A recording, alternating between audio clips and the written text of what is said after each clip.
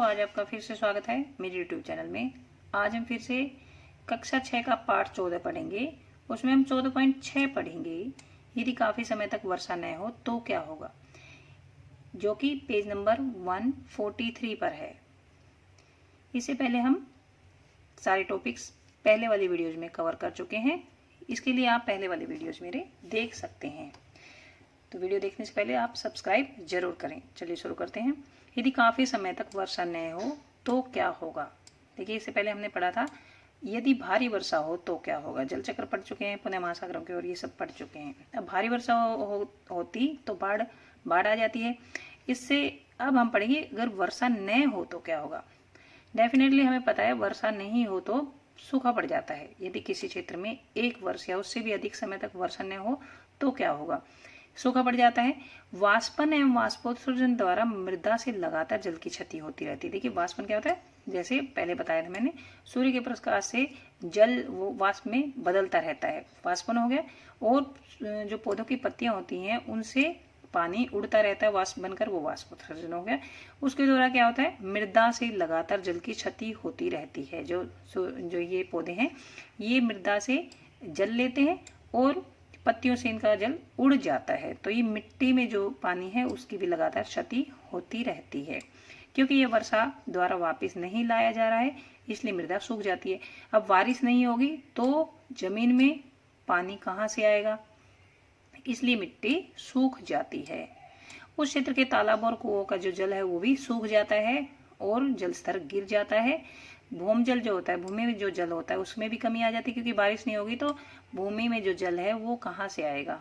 भूमि उसी पानी को सोखती है जो बारिश से नीचे गिरता है, उस पानी को सोखती है काफी हद तक।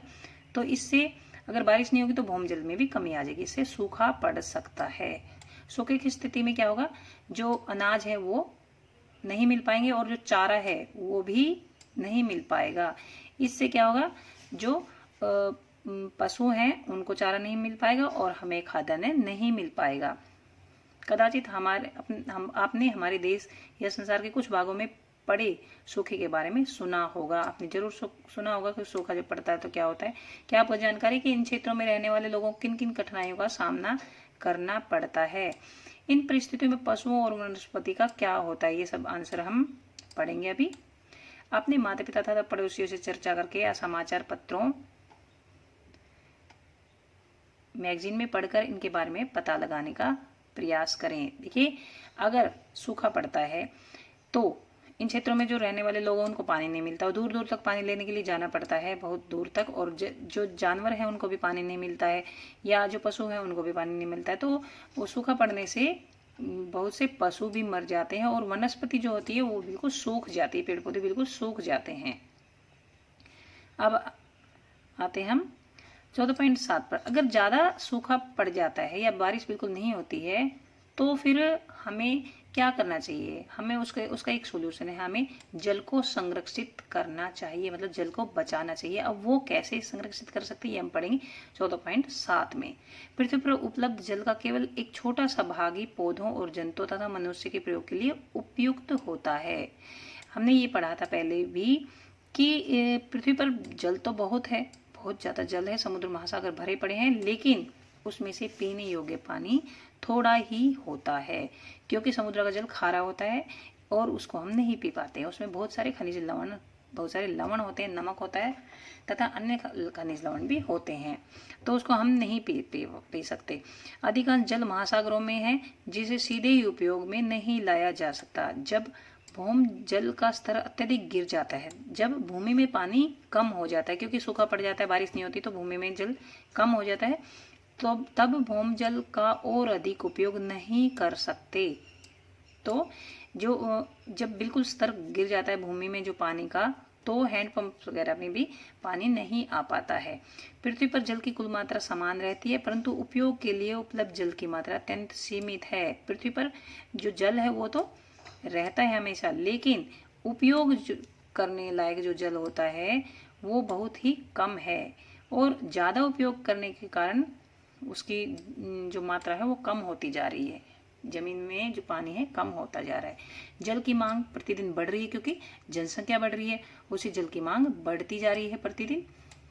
जनसंख्या वृद्धि के साथ साथ जल का उपयोग करने वाले लोगों की संख्या भी बढ़ती जा रही है और हम पेड़ काट रहे हैं। पेड़ काटने से भी वर्षा में कमी आ रही है। बहुत से नगरों में जल भरने के लिए लंबी कतारों का दिखना एक साधारण सा दृश्य है। बहुत से शहर ऐसे हैं जहां पर पानी भरने के लिए लंबी लंबी लाइनें लगाई जाती हैं। टैंकरों से पानी आता है, उसकी जमीन में पानी खत्म हो चुका है। ये देखिए चित्र, इसमें देखिए ये पानी भरने के लिए लंबी लंबी लाइन लगा रखी है। अपने बर्तन पहले ही रख रखे हैं लोगों ने।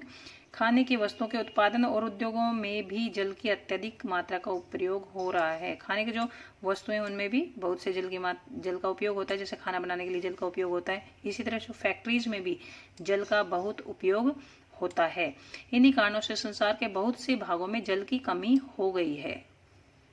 इसलिए यह आवश्यक है कि जल का विवेकपूर्ण उपयोग किया जाए, मतलब जितनी जरूरत हो उतना ही उपयोग किया जाए, वेस्ट नहीं करना चाहिए। हम कई बार अपने दैनिक जीवन में बहुत पानी वेस्ट कर देते हैं। जैसे मान लो हम नहाते हैं तो पानी बिखेरते रहते हैं, और जैसे मान लो और भी अन्य हमारे दैनिक कार्य हैं, जैसे कपड़े धोते हैं तो बहुत सारा पानी वेस्ट करते हैं, ब्रश करने लग जाते हैं, किसी से बातें करने लग जाते हैं तो उस पानी नल को खुला छोड़ देते हैं। तो हमें सावधानी बरतनी चाहिए जिससे जल व्यर्थ न हो, क्योंकि संसार में जनसंख्या बहुत बढ़ती जा रही है और हमारे दैनिक कार्य में बहुत जल का उपयोग होता है और वन उन्मूलन होता जा रहा है। तो ये हमें जो जल है उसको, एक तो ये हो गया व्यर्थ नहीं जाना चाहिए जल, और दूसरा हम उसको जल को संग्रहित कर सकते हैं। अब जल को संग्रहित कैसे कर सकते हैं ये हम अगले टॉपिक में पढ़ेंगे। इसके यहीं तक वीडियो खत्म होता है। अब एक क्वेश्चन आप बताएंगे। क्वेश्चन नंबर 1 है, यदि काफी समय तक वर्षा न हो तो क्या होगा? इसके आप 2 पॉइंट्स लिखेंगे। प्रश्न नंबर 2 है, हम जल को व्यर्थ होने से कैसे बचा सकते हैं? ये प्रश्न नंबर 2 है। इन दोनों क्वेश्चनों का आप आंसर कमेंट बॉक्स में जरूर लिखेंगे। अगर इसका आंसर हम नहीं दे पा रहे हैं तो वीडियो दोबारा देखेंगे और इसका आंसर आपको मिल जाएगा। वीडियो यहीं तक खत्म होता है। वीडियो देखने के लिए धन्यवाद।